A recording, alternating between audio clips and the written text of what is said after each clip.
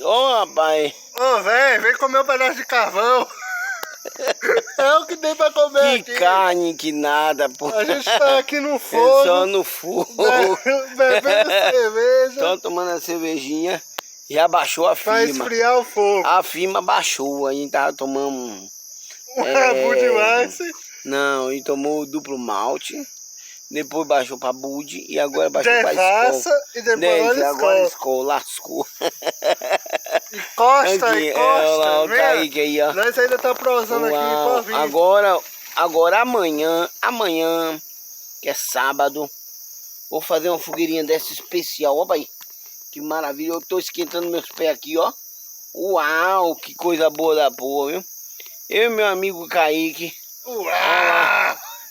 Renan, a coisa é boa demais, essa rua é boa demais, pô. Só eu e meu amigo Kaique. Vem cá, aqui, Renan, também, cola aqui. Só eu e meu amigo Kaique aqui, ó. Já comemos pastel, comemos linguiça. Ah, ele.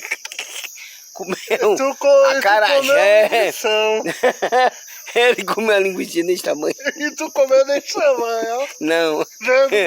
Linguiça não é comigo, não. É daqui, ô Renan. Agora eu vou lhe falar uma casa dele coisa. é tua casa, viu? Agora eu vou falar uma coisa. Amanhã a gente vai comer um milho assado e um amendoinzinho, ó.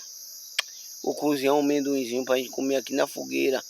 Aí você já tá convidado, né? Pra depois de você me falar assim, porra, ninguém me convida. Olha lá o Kaique, só no celular, ó.